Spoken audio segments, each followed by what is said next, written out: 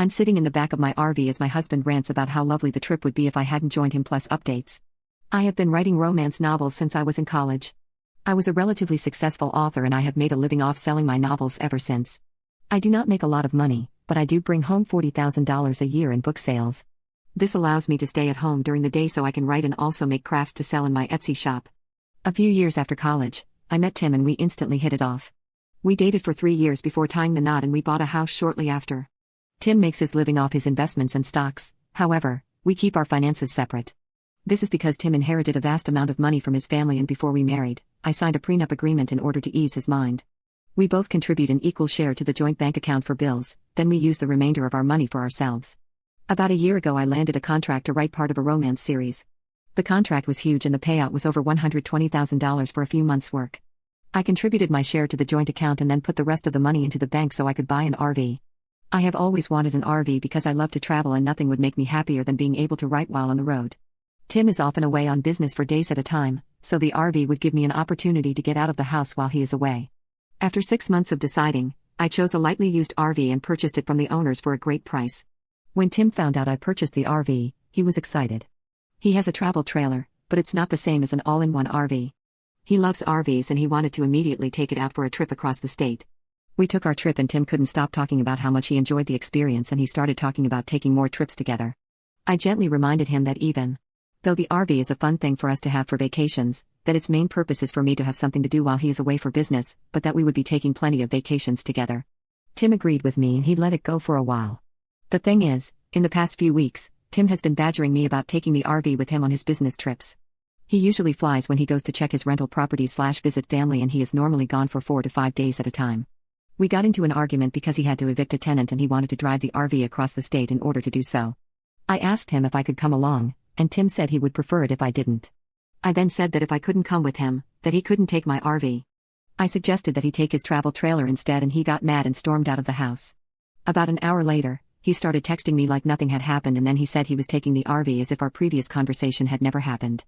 I called him and tried to explain that he had just purchased a brand new pickup and that if I didn't get to drive his new truck in his absence, why should he get to take my RV when I am not coming on the trip?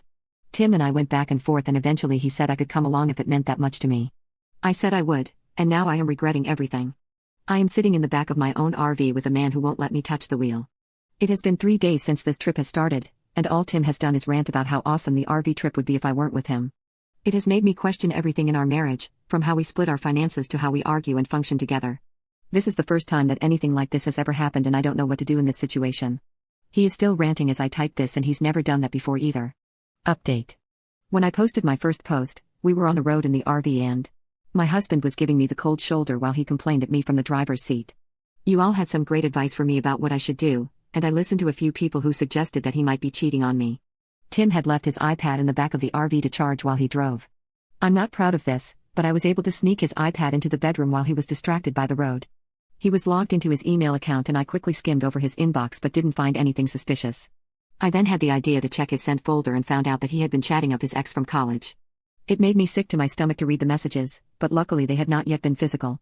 Translated from chat speak, the message he had sent his ex was basically, "I can't wait to get my hands on you. It's been years since I felt that mouth. I'm excited." I was disgusted, but I tried to keep calm. We were on the road headed to another state and we planned on stopping at his mother's house. I knew that if his messages were in the sent folder, that meant that he had deleted them. Tim was not planning on being caught and was trying to hide his tracks. He wanted my RV so that he could take his ex around the state and have fun without leaving a credit card trace. I took photos of the emails and sent them to myself in order to preserve the evidence. I then went back to the front of the RV and acted as if everything was fine. I apologized, "Don't worry, I lied," for how I had acted and suggested that we ask his mom to help us work through this. Tim said that he was sorry and that he accepted my apology. He said he was looking forward to using the RV in the future and that he was glad I had come to see reason. I smiled and nodded, but on the inside I was cursing his existence. We made it to his mom's house and I made up an excuse about having to change because my clothes were wrinkled. Tim went inside without me and I started throwing all of his clothes and belongings into a trash bag. I then went inside the house and Tim was sitting with his mom in the kitchen. He asked me what I was doing with the bag and I told him that I was giving him his clothes so that I could leave. Tim then got angry and asked me what the hell was I doing and his mom was simply confused. She asked me what was going on and I told her, "I'm not sure myself." I'm waiting for Tim to explain why he was planning to cheat on me with his ex. Tim's mom then started to cry and yell at Tim while he tried to calm her down. I know Reddit does not have a lot of love for religion, but Tim's mother is a fundamentalist. She had loved me from the minute Tim introduced me to her, and it would be an understatement to say that she was very upset with her adulterous son. Tim never tried to apologize to me, instead he chased after his mother saying he was sorry to her. This made her cry harder, because she knew that he wasn't even trying to make amends with me, he was just apologizing to her. She hugged me and told me to just go home and she would handle her son. I thanked her and took the RV keys from Tim. This ended up being a minor wrestling match, and left. I drove home crying, but at least I got rid of my jerk ex-husband. Tim called me the next day and begged me to come back to him. He said it was all a mistake, that he was sorry. I asked him why he didn't apologize at his mother's house, why he didn't say he was sorry when I was handing him his bag. I told him that he didn't care about cheating on me, that all he cared about was how bad it made him look to his family. He tried to explain himself, but I cut him off and hung up. I blocked him on all social media and haven't heard anything since. I have gotten a lawyer and have already started the divorce process.